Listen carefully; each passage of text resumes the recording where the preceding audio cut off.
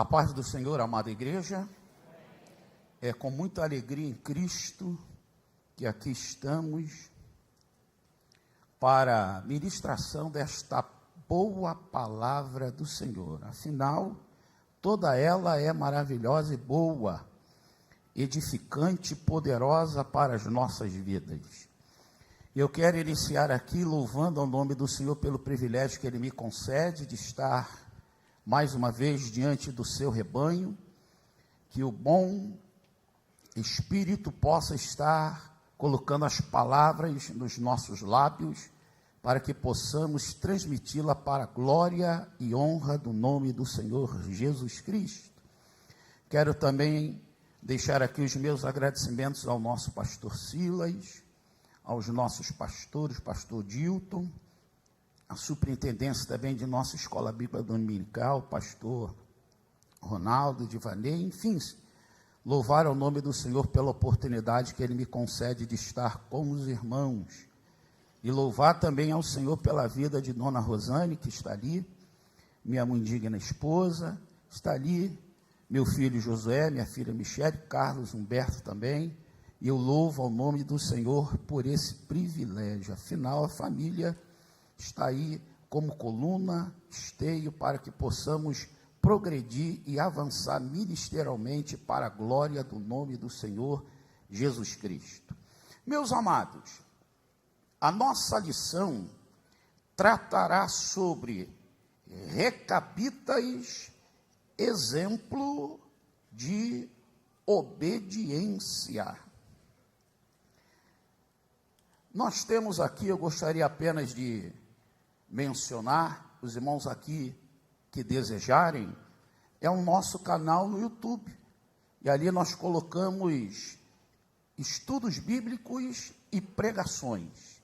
Os irmãos que assim desejarem acessar, poderá fazê-lo, e também, desejando fazer parte, também, irmão, sabe como pode fazê-lo, se inscrevendo, e certamente o Senhor estará abençoando-nos poderosamente. Meus irmãos, vamos tratar sobre um assunto riquíssimo nas Escrituras, que é a obediência.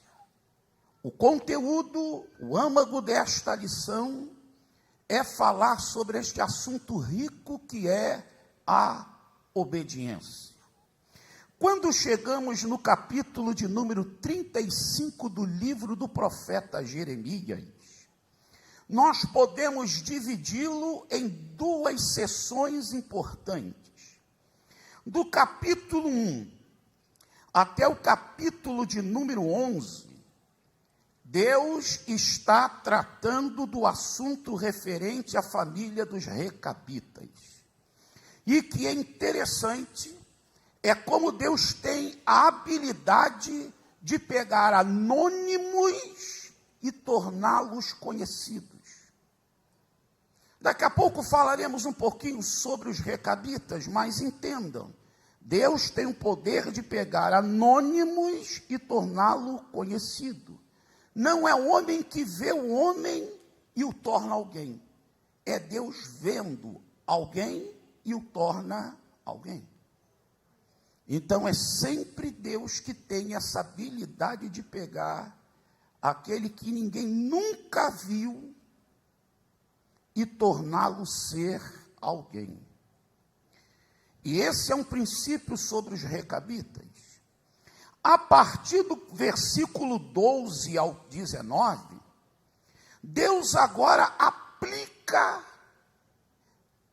para o povo de Israel, ou, sendo mais exato, a tribo que formava o reino do sul, que era Judá e Benjamim, porque a mensagem está direcionada ao reino de Judá, ao reino do sul, a essas duas tribos e alguns remanescentes das demais tribos. Afinal, Jeremias exerce o seu ministério ainda num período pré-exílio e em um período no qual, claro, fica aqui que Deus estava ainda alertando o reino do sul, o reino de Judá.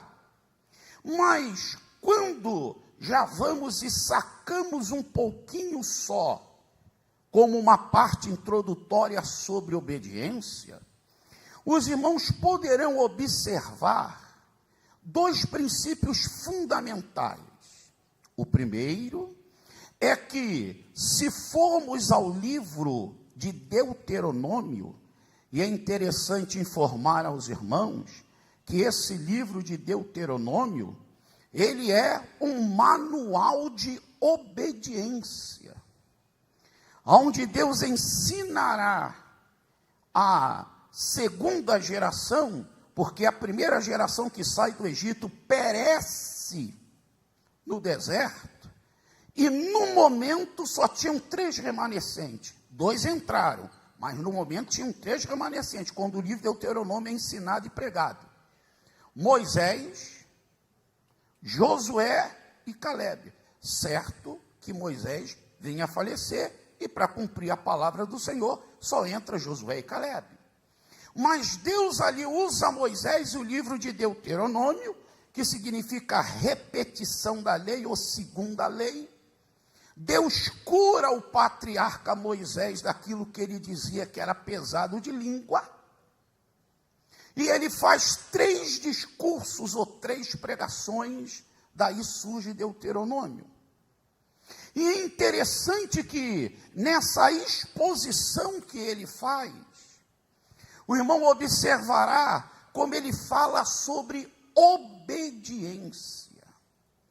A geração que agora irá entrar na terra, que é a geração dos filhos, deveriam obedecer ao Senhor. E podemos ler um texto, e eu convido a amada igreja a ler comigo. Você pode pegar a sua Bíblia em Deuteronômio 28, e os versículos 1 e 2, aonde Deus diz o seguinte: se atentamente obedeceres à voz do Senhor teu Deus, tendo o cuidado de guardar todos os teus mandamentos que hoje te ordeno, o Senhor teu Deus te exaltará sobre todas as nações da terra. Se ouvires a voz do Senhor teu Deus, todas estas bênçãos virão sobre ti e te seguirão. Aí ele começa a mostrar as bênçãos até o 14. E a partir do 15, ele fala das maldições. Qual era o ponto de equilíbrio? Para receber as bênçãos, obediência. Para deixar de receber as bênçãos e receber as maldições, desobediência.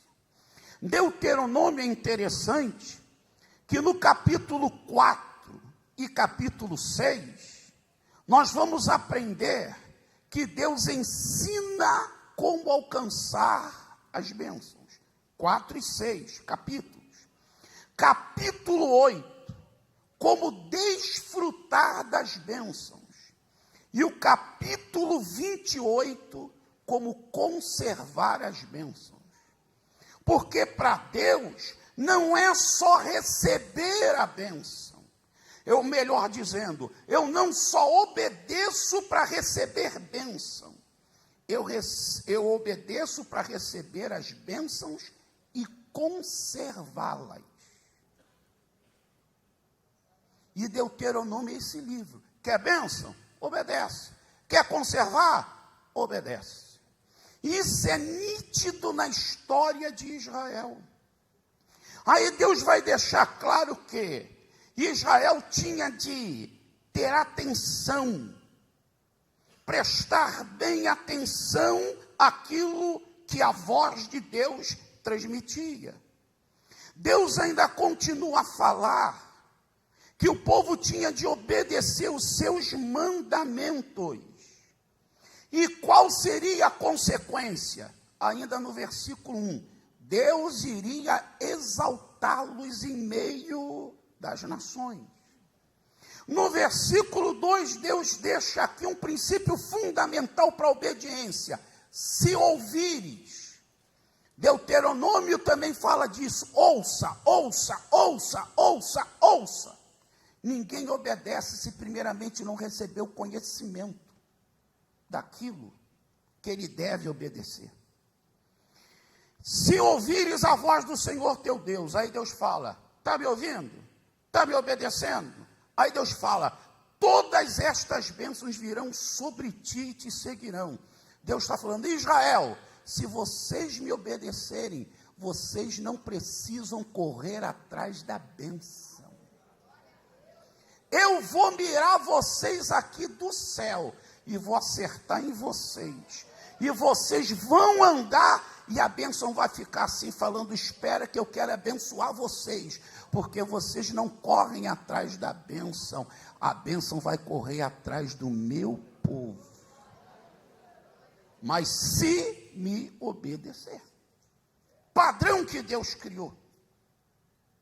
Agora, interessante, é que também Deuteronômio, que também é visto como uma carta de amor de Deus para Israel, interessante que uma carta de amor também reside no princípio da reciprocidade. Deus fala que ama Israel, mas também cobra de Israel o amor a ele.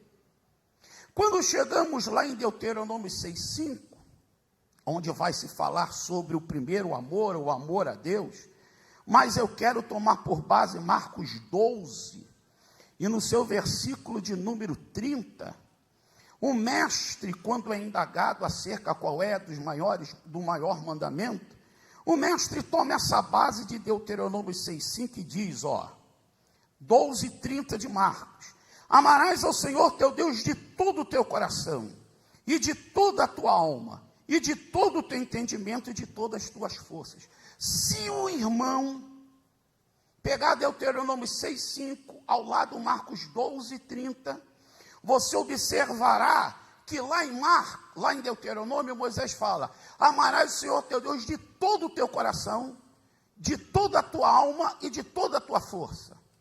Ele não fala entendimento. Moisés, Jesus acrescenta entendimento.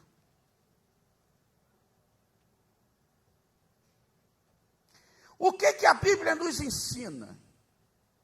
Que na realidade Jesus deixa esse princípio, que amarás ao Senhor teu Deus. O nosso amor tem alvo, tem objetivo, tem direção. Eu amo ao Senhor. Então quem ama, reconhece que Ele é Senhor da sua vida. Amarás ao Senhor teu Deus. Só adora exclusivamente ao Deus, que é o Senhor. Amarás ao Senhor teu Deus. Aí Deus fala, como eu devo ser amado? Com totalidade. Amarás o Senhor teu Deus de todo o teu coração, de toda a tua alma, de todo o teu entendimento e de toda a tua força. Amar a Deus é com intensidade. Amar a Deus de todo o coração, de toda a alma, de todo o entendimento e de todas as tuas forças. Amar a Deus é com a sede das emoções, coração. Bem que coração na Bíblia, dependendo do seu contexto, pode ser um músculo e pode entrar no campo figurativo, como sede de emoções, e aqui é a sede da emoção. Então Deus fala, filho, quem me ama, tem que me amar com toda a sua emoção. Amarás o Senhor teu Deus de toda a tua alma. 3 elementos vitais do psique, da alma. Ame ao Senhor com o teu intelecto. Ame ao Senhor com a tua vontade. E ame a Deus com os seus sentimentos. São os 3 elementos fundamentais da alma. Ame ao Senhor com o teu entendimento. Amar a Deus não é um ato de pessoa ignorante. Amar a Deus é ato de pessoa inteligentíssima. Afinal, amar a Deus, eu sei porque eu amo a Deus, eu tenho conhecimento como amar a Deus. Amar a Deus com toda a sua força não é só das forças físicas, forças mentais, força emocional, força espiritual, mas é de tudo aquilo que a minha força produziu. Se eu trabalhei e conseguir recursos, eu mostro que eu amo ao Senhor também, levando ofertas para o Senhor, entregando dízimos ao Senhor, ofertando ao Senhor. Isso é amar a Deus. Agora, pastor, o que tem amor com obediência? Tem tudo a ver. Porque Deus fala, vocês têm que me amar. Só que Deus fala, meu filho, você quer provar para mim que você me ama? Olha o que Jesus fala. Vamos então aqui a João, no seu capítulo 14, e no seu versículo 15 e 23. Para Jesus, isso é amar a Deus. João 14, 15. Se me amais, guardareis os meus mandamentos. Então, o que é amar a Deus? É guardar os mandamentos. O que é amar a Deus? É obedecer os seus mandamentos. Quem ama a Deus, obedece. Não é ficar dizendo, Deus eu te amo, Deus eu te amo, Deus eu te amo, Deus eu te amo. Legal, tranquilo. Mas Jesus fala, filho, amar é conhecer os meus mandamentos, colocar na sua vida e viver. Aí você me ama. Porque o que eu quero não é amor de boca, é amor de coração, de alma, de entendimento e de todas as tuas forças. Amor para Deus se traduz em ações de obediência. Versículo 23, olha aqui que Jesus diz. Respondeu-lhe Jesus, se alguém me amar, guardará minha palavra. Meu Pai o amará e viveremos para ele e nele faremos morada. Se você me ama, você guarda a minha palavra. Se você me ama, você me obedece. Se você me ama, guarda e obedece a minha palavra. Saiba, o Pai também te ama. Saiba que viveremos nele e faremos nele morada. Isso quer dizer que aonde nós estivermos, nós estaremos com a presença do Senhor em nós e conosco. E quem ama a Deus não é religioso frio, mas ele é adorador quente na presença do Senhor, porque o seu coração pega fogo com as brasas de amor divino no seu coração. Mas bem, irmãos, recapitas uma família obediente. Quem tem a lição pode seguir aí tranquilamente, tá, irmãos? Fica à vontade. Está aí na sua lição. Quando nós começamos a parar para observar sobre este assunto, primeiro, é um assunto singular nas Escrituras. Quando eu falo singular, único. E, como já falei aqui, Deus tem esse princípio de descobrir aquilo que ninguém viu. Porque qualquer outra informação sobre os recabitas é mais histórica. E aí você tem no ponto 1, no qual vai ser dito que eram descendentes de Obabe, que era um cunhado de Moisés. E eles foram se aproximando tanto do povo de Israel, que começaram a se identificar com eles e de uma maneira também abraçar a fé, mesmo que não fossem da origem judia. Mas estavam próximos, e por isso o abraçaram. Se o irmão ainda continuar ainda a observar, eles vão aparecer lá no livro, ou melhor, o seu patriarca, o cabeça, o Jonadab, vai aparecer em 2º livro dos reis, 10, 15 ao 28, quando Jeú já está eliminando toda a descendência de Acabe, ordem dada pelo Senhor. E aí ele está eliminando, quando ele encontra-se com Jonadab, filho de Recabe, e fala, teu coração com o meu? Se teu coração comigo, você vem.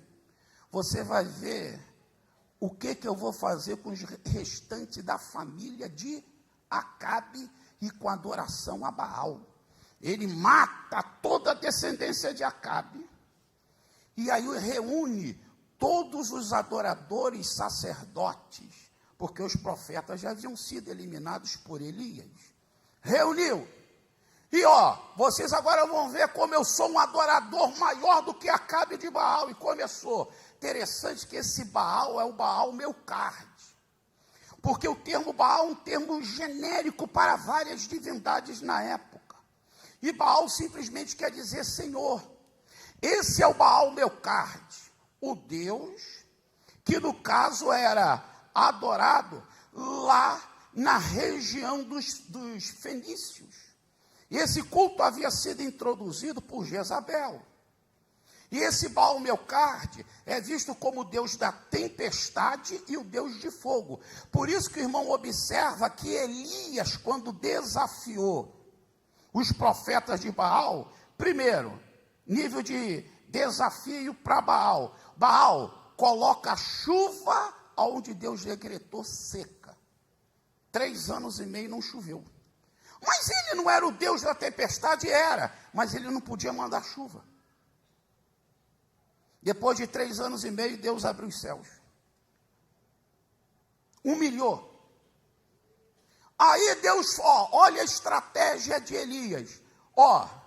Vamos nos reunir ao pé no Monte Carmelo. Porque a história diz que o pé do Monte Carmelo, o Monte Carmelo, era o quartel-general de Baal.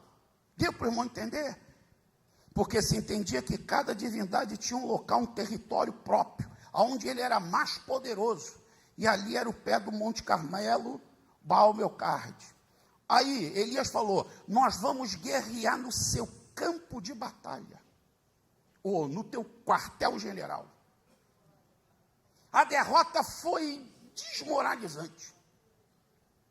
Você não é Deus de fogo, desce fogo aí. Nada, até que ele ore e Deus manda fogo do céu. Baal Melcarte, é essa a divindade. Então é exterminado todo o culto. E quem está lá? Jonadab, filho de Recabe. Aí, observamos um primeiro princípio.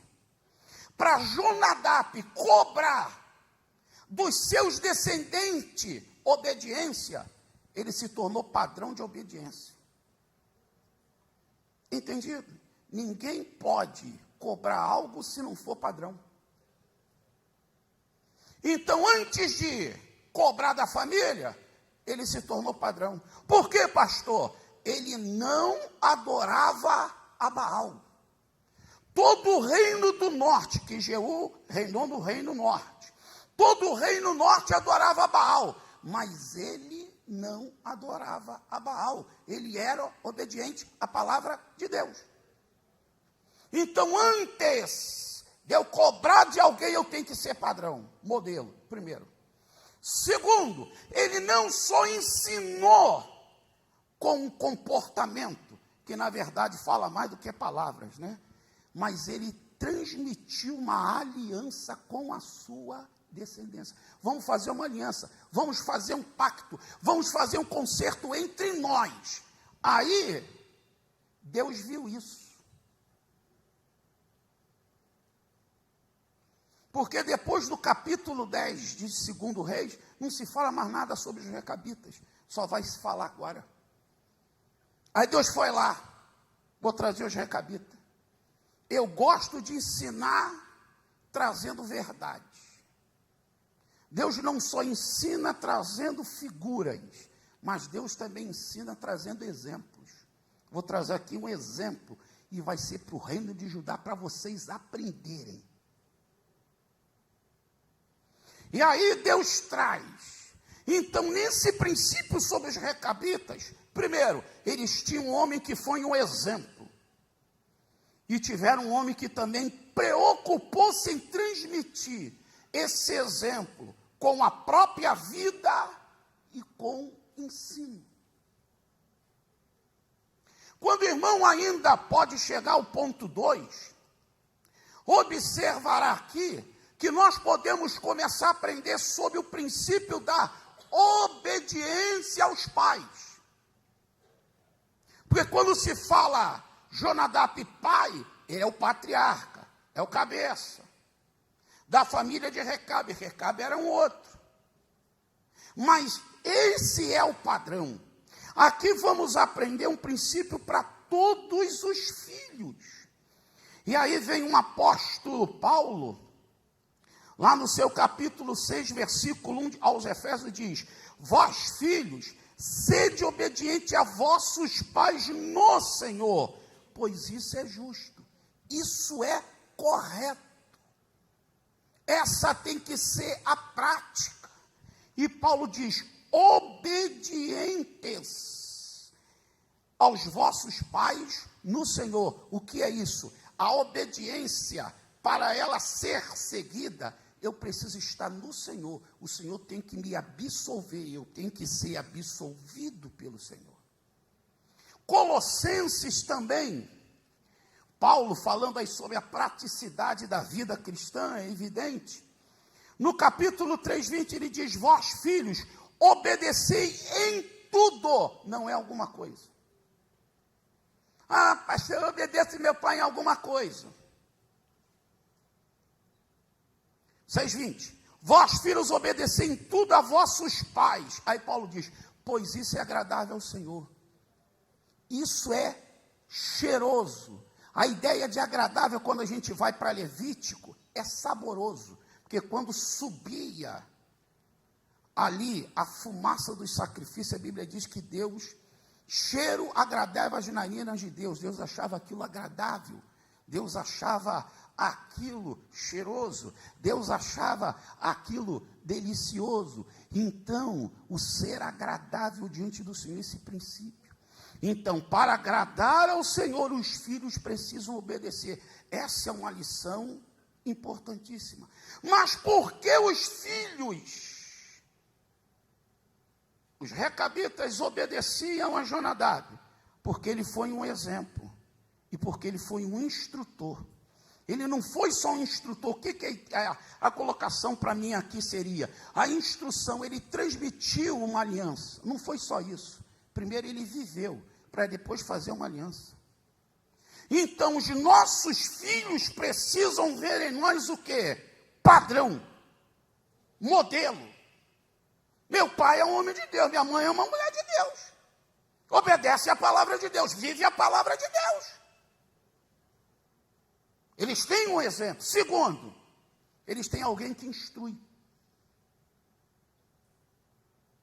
A instrução, biblicamente falando, não é só uma instrução acadêmica que você aplica na época nas sinagogas. Hoje nós temos a escola dominical. Não, começava em casa. A instrução bíblica começa em casa. Pais têm que pegar a Bíblia e ensinar os filhos. Os filhos têm que olhar, meu pai lê a Bíblia. E aí não é vaidade, mas é testemunho. 72 Bíblias eu tenho. Já li 28. Estou lendo a 29ª. Minha filha deve ter 6, o meu filho deve ter 6. E minha esposa deve estar com 5, talvez seja a que menos tem, mas está lá também. O que é isso, irmão? Quando você ama a palavra, você gera uma família que ama a palavra. Voltemos aqui. Então Deus cria esse padrão.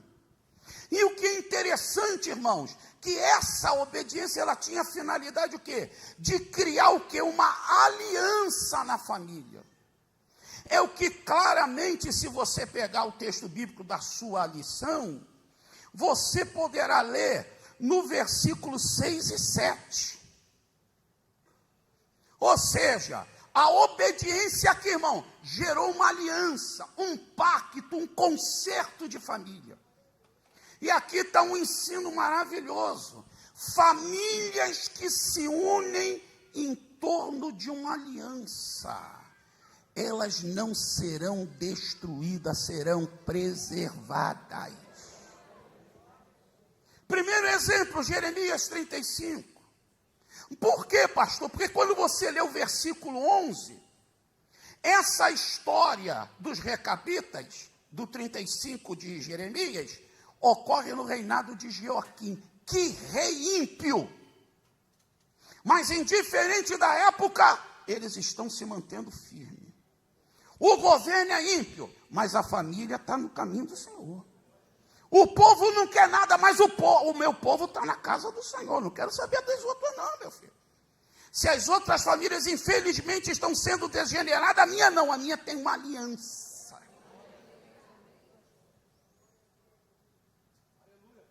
Se você continuar, versículo 11 de Jeremias, você observará que Nabucodonosor estava lá fora, sitiando tudo, pronto para acabar correndo do sul. Era circunstância difícil, mas eles tinham uma aliança.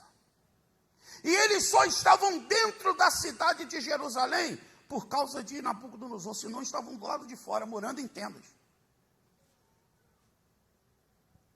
Observe, se você ainda continuar lendo, irmãos, que essa aliança preservou a família dos recabitas. Êxodo 12, 3 e 4, Deus falou assim: filhos, vamos fazer uma aliança. Vocês vão ter que pegar um cordeiro, sacrificar, derramar o sangue, aplicar nos umbrais da porta. Vão ter que fazer uma ceia onde toda a família vai se assentar. Vão comer a carne do cordeiro, vão comer o pão sem fermento e vão comer ervas amargas. Porque eu vou passar com o anjo destruidor do lado de fora. E quando eu bater o olho numa casa que não tem sangue, ele entra. Mas se tiver sangue, ele está proibido de entrar. E nós vamos passar por cima. Entendido, irmão? Ali eles fizeram uma aliança. E uma aliança com sangue, o sangue derramado. O cordeiro já morreu pela minha casa, então nenhum mal vai entrar aqui, porque o sangue já está nos umbrais da porta. Então, se nós temos uma aliança com o cordeiro, o sangue está nos umbrais da nossa casa. Mas vamos lá. Quer ver um outro exemplo? Segundo Reis 4. Uma mulher aproxima-se de Eliseu e diz: o meu marido morreu. E agora os nossos credores querem levar os nossos 2 filhos como paga da dívida. Legal. O profeta falou: o que você tem em casa? Ela falou: não, só tenho ali um vaso de azeite cheio. Legal. Vai até os seus vizinhos e peça. Primeira ordem, não poucos vasos. Segundo, vasos vazios. Entra em casa, se tranque. E aí eles começaram o processo. É interessante que ela estava com o vaso cheio e derramava no vazio. Processo: o cheio não esvaziava, mas o vazio os enchia. Era um cheio para vários vazios. Milagre.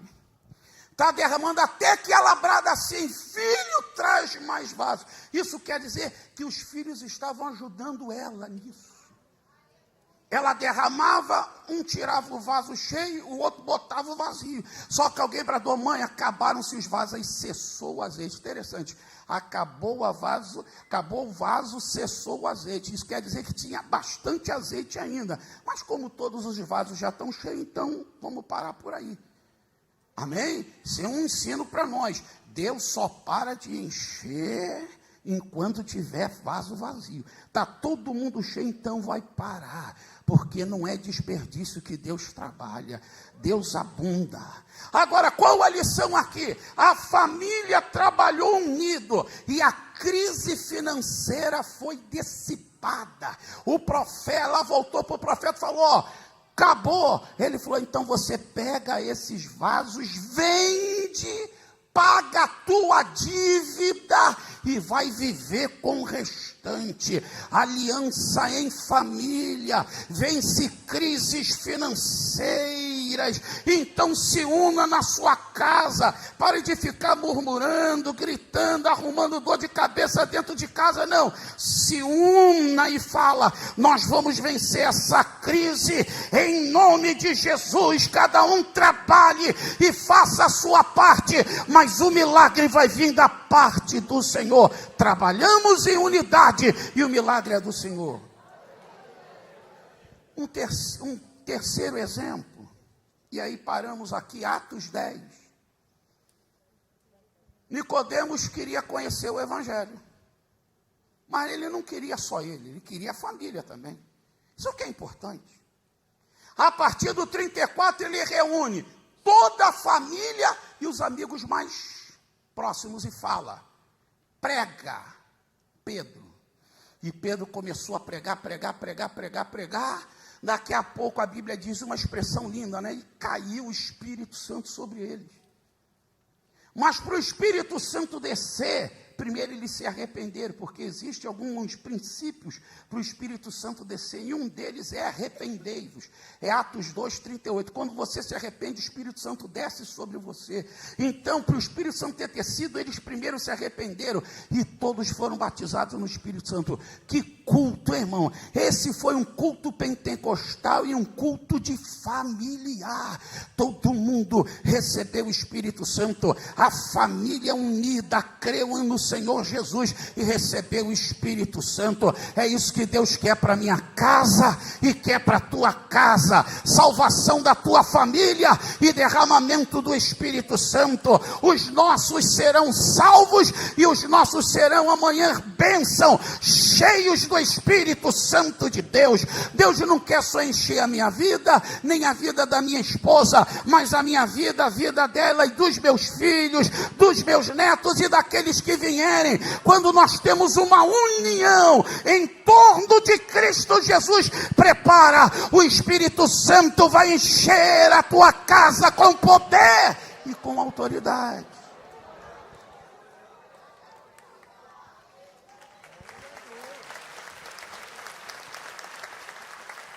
Mas vamos lá, irmãos. Agora, qual o princípio fundamental dos recabitas? A perseverança na obediência. Já se haviam passado 200 anos do ocorrido de Jeú, agora para o texto de Jeremias 35. Então, irmãos, a obediência transita no campo da perseverança. É perseverar, é ser persistente, é ser constante. Tem dia que dá vontade de jogar tudo para o alto, mas você persevera. Bem, aí essa perseverança deles foi primeiramente no tempo. Já falamos aqui 200 anos. Segundo, indiferente das circunstâncias. Eles habitavam em tenda, eles habitavam no deserto. As circunstâncias eram difíceis, mas eles também não cediam, continuavam obedientes. Essa obediência em relação à perseverança os levou a vencer dificuldades do deserto, do tempo, da escassez. E agora, Nabucodonosor, lá do lado de fora, para exterminar todo mundo, está eles ali em perseverança. Não, vamos continuar sem beber, vamos continuar na nossa vida nômade, porque nós temos uma aliança, indiferente de tempo, de circunstância e de dificuldade. Aquele que quer obedecer, ele vai ser perseverante. Quem ama a palavra de Deus, ama o Cristo da cruz, é perseverante. Propostas vão vir, insinuações vão vir, o diabo vai botar prato em mais prato e banquete, mais banquete, mas aquele que quer obedecer, ele persevera e diz: dá o primeiro dia, não, o segundo não, o terceiro não, e o quarto não, quantos não for necessário ele vai dar, porque é importante agradar ao Senhor, porque quem obedece ama ao Senhor. Mas há dois elementos fundamentais, e você pode continuar indo na lição, na obediência. Aquele que obedece primeiro, ele ouve bem. É uma palavra muito usada na forma hebraica, lá em Deuteronômio, Shema. Ouve. Faz favor, fica atento. Procure interagir com aquilo que está sendo ensinado. Não deixe a tua mente vaguear. Ouça com atenção. Porque o desobediente faz pouco caso do que é ensinado. Despreza, ele já começa a rejeitar sentado. E aí levanta e não vive. Ele acha que é besterol. Ele acha que já sabe. Não. Quem quer obedecer, ele para, ele ouve, ele dá atenção. Ele quer se envolver com o que está sendo ensinado, quer interagir com aquilo. Ele pode ouvir vários sons, mas ele vai se focar naquilo que ele entende que é essencial para a vida dele, aquele ensino. Ouvir, porque aquele que ouve quer praticar aquilo. Segunda palavra é a palavra subordinação. Quem quer obedecer, primeiro ouve bem, para receber as instruções, para saber por que vai obedecer. Segundo, ele vai se subordinar, ou seja, ele vai ficar debaixo daquela autoridade que está determinando para ele o que fazer. Recabitas, Jonadab. Aí Deus fala, poxa, uma família inteira obedece o patriarca e uma nação inteira que eu fiz tudo por ela me desobedece. Eles estavam correndo em subordinação. Porque aquele que se vai subordinar, ele começa a obedecer. Primeiro, ele reconhece a autoridade de quem fala com ele. Segundo, ele se submete a essa autoridade. Então, quando alguém não quer obedecer a Deus, ele não reconhece Deus. Quando alguém desobedece uma liderança, ele não reconhece essa liderança. Que a obediência é você reconhecer primeiro a autoridade e segundo, se subordinar a ela. É uma palavra lá do grego, upaukou, que significa subordinação, conforme a ordem de quem comanda. Então são esses dois princípios, ouvir bem e me subordinar. Reconhecer a autoridade de quem fala e obedecer. E detalhe, quem obedece não discute, não contra-argumenta, não fica, eu posso botar uma vírgula aí? Você não quer obedecer, mas também não quer. Porque aquele que obedece, ele fala, começa a fazer agora. Se ele quer contra-argumentar, é porque nele tem espírito de deslealdade, insubordinação. Sendo bem claro, queridão, está com o espírito do diabo. É um rebelde. É um querubim da guarda ungida, caído.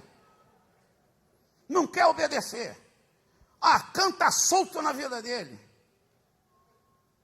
Agora, quem quer obedecer, não, ele vai se subordinar. Agora, quando o irmão continua ainda a ler, você pode ler o 17, ou o desabafo de Deus, 35, 17, o que Deus diz. Isso tanto da sua lição, como também aí na sua Bíblia. Assim diz o Senhor, o Deus dos exércitos, o Deus de Israel, eis que trarei sobre Judá e sobre todos os moradores de Jerusalém, todo o mal que falei contra eles. Pois lhes tenho falado e não ouviram, clamei a eles, mas não responderam. Está aqui Deus falando, me desobedeceram, e Deus fala, eu tenho falado, mas esse povo não quer ouvir. Eu clamo, eu dou brados, porque clamar dá brados, brado para esse povo me obedecer, mas não me responderam. Já que não me obedeceram, a vara já está levantada. E quando, irmão, a gente fala que Deus é fiel, Ele é mesmo. Ele é fiel tanto em abençoar, como também fala, eu vou te pegar, sai de perto, Ele vai te pegar. Não adianta se escolher, Ele vai te pegar. E Deus falou, vou pegar vocês. Entendido? Porque se você continuar lendo o 14 e o 15, Deus fala, filho, eu estou evitando de tudo. Aí Deus fala: filhos, eu estou dando exemplo para vocês aqui, ó, exemplo dos recabitas, é o 14. E o 15, eu já enviei profeta madrugando, de dia, e eu estou falando: se convertam, emenda as vossas ações, não sigam os outros deuses, mas vocês não querem.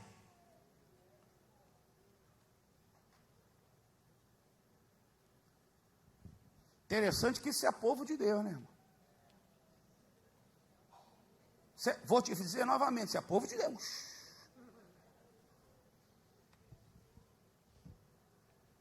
Aí é uma análise pessoal. Será que eu, como povo de Deus, estou sendo obediente? Continuando. Se você chegar no ponto 2.2, olha como aqui fica nítido 7 princípios sobre obediência. Eu quero que o irmão acompanhe comigo primeiro. Ó. A obediência deve ser integral. Toda a família era obediente. Então, a obediência tem que ser integral. Eu, de forma inteirada, toda a minha vida, toda a minha maneira de ser, tem que ser obediente. Segundo, a obediência implica em tomar atitude. Não é só ouvir e achar bonitinho, não. Se Deus falou que não gosta disso, eu também não gosto. Obediência é isso. Deus não gosta disso, eu não gosto. Deus gosta, eu também gosto. Tem que ter ação, não é só papinho, não é só conversa. Não é só achar bonitinho.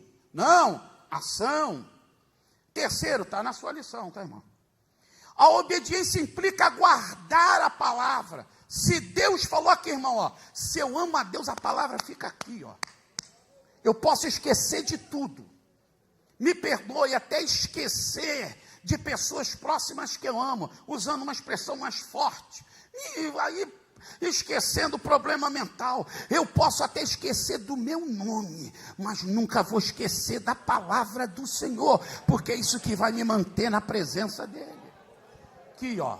Quarto, a obediência implica em ouvir com atenção, é você se inclinar para ouvir. Fala, Senhor, porque o teu servo ouve. Samuel, o Senhor pode falar, o Senhor não vai jogar papo fora comigo. O Senhor não vai gastar saliva comigo. Comigo não, o Senhor falou e eu estou ouvindo. Porque antes de ouvir eu reconheço que tu és Senhor. E se tu és Senhor, eu abaixo a cabeça e reconheço que tu tem direito de falar comigo. 35 do 1 ao 5, está na obediência pessoal. Ele falou, ó, eu, minha família, meus filhos e minhas filhas. Quer dizer o que, irmão? Que obediência é atitude pessoal. Eu não quero saber quem tem desobediência. Não quero saber não, irmão. Eu quero saber de mim. Eu vou até ensinar para o outro irmão, mas se ele não quiser, eu continuo. Se membro da minha família não quiser, eu continuo.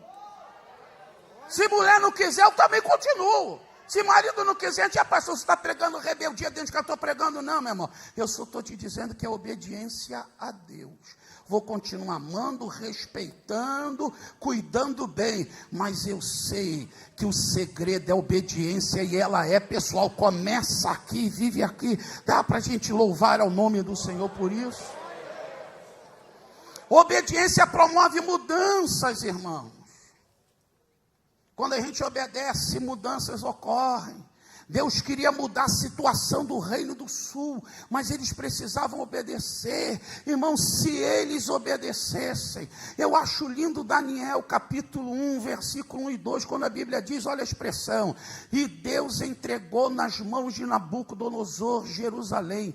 Isso é a visão de profeta, visão de historiador diria, Nabucodonosor com as suas tropas babilônicas conquistaram Jerusalém. Profeta, não, ele não conquistou nada, Deus deu, porque se o povo tivesse em obediência, não tinha acontecido nada disso, Deus iria reverter toda aquela situação. Deu para você entender, meu irmão? A obediência muda a situação. Eu não sei qual é a tua situação, mas a obediência vai trazer mudanças, e você vai glorificar ao nome do Senhor. A obediência é sustentada pela fidelidade. Fidelidade é o quê? A ordem do Senhor, ao mandamento do Senhor, a palavra do Senhor. 3 bênçãos decorrentes estão aí na apostila. Primeiro, na lição, bênçãos na família. A família se manteve, a família estava coesa. Interessante, a família não só foi preservada, ela ficou em coesa. Mas já viu como o diabo quer desestruturar a família, quebrando laços dentro da família? Não, aquilo que papai falou é besteira, e aquilo que vovó vivia era besteira. Negócio de ficar se unindo, né? Às vezes a família que se une para comer um negocinho, isso é besteira. Isso tudo é o diabo quebrando a unidade aqui, quebrando aqui, afasta um, afasta outro de lá. Mas essa família, não, nós estamos unidos. É para ficar no deserto, a gente fica. É para suar, a gente soa. Não é para beber, a gente não bebe. Não é para plantar, a gente não planta. A gente vai continuar unido e coeso, uma família unida. É isso que precisamos. É a resposta que nós temos que dar a tantos projetos que querem fragmentar a nossa casa, a nossa família. Nós somos uma família unida no Senhor, unida entre os nossos membros. E aqui o diabo não vai botar nem a unha, quanto mais o pé, porque nós estamos em unidade diante do Senhor. Promessas divinas, está aí promessas, irmão. Deus faz promessas. Deixa eu só dar uma.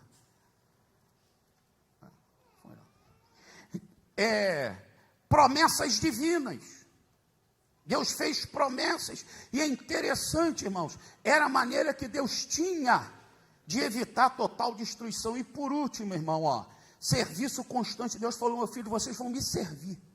É o versículo 19, não vai faltar descendente de Recabe na minha presença, eles vão continuar na minha presença. Essa família não vai ser extinta, não vai ser destruída. Sou eu que estou dizendo agora. A aliança fez com que eles perseverassem, mas agora eu estou dizendo não vai acontecer. Deu para você louvar o Senhor? Irmão, quando a gente persevera em obediência, nós servimos continuamente ao Senhor. Leia aí a parte conclusiva comigo, todo mundo. Pegue a sua lição aí, diz aí, a obediência é fruto do conhecimento da vontade de Deus. Só obedece quem conhece a vontade de Deus. Não podendo ser parcial e não devendo estar atrelada a todas as áreas da vida. O que é isso? Eu obedeço de forma integral, constante. A prática da obediência precisa estar fundamentada nos 2 verbos citados pelo Senhor, por intermédio do profeta Jeremias: guardar e fazer. O 35:18 diz: guardaste todos os seus mandamentos e fizeste conforme tudo quando vos ordenou. Nesta passagem, Deus ensina que a obediência se manifesta em 3 níveis. Pessoal, o Senhor chamou seu servo Jeremias e ordenou que ele convocasse a família dos recabitas. O profeta cumpriu as ordens que lhe foram dadas. Familiar, os recabitas, mesmo enfrentando grande prova, agiram corretamente, obedeceram à voz de Jonadab, seu pai. Aí obediência familiar e coletiva. Judá tinha de decidir entre a obediência que proporciona a vida ou desobediência que escraviza e promove toda sorte de confusão e morte. A desobediência levou a nação de Israel para o cativeiro. Isso quer dizer que a obediência ela sempre será crescente. Que Deus nos abençoe, que possamos extrair esses exemplos, aplicarmos na nossa vida, sermos mais obedientes. Volto a dizer, não digo que você é desobediente, eu estou dizendo que obediência é um aprendizado diário. Diariamente vamos aprender a obedecer mais ao Senhor, mais ao Senhor. Amém.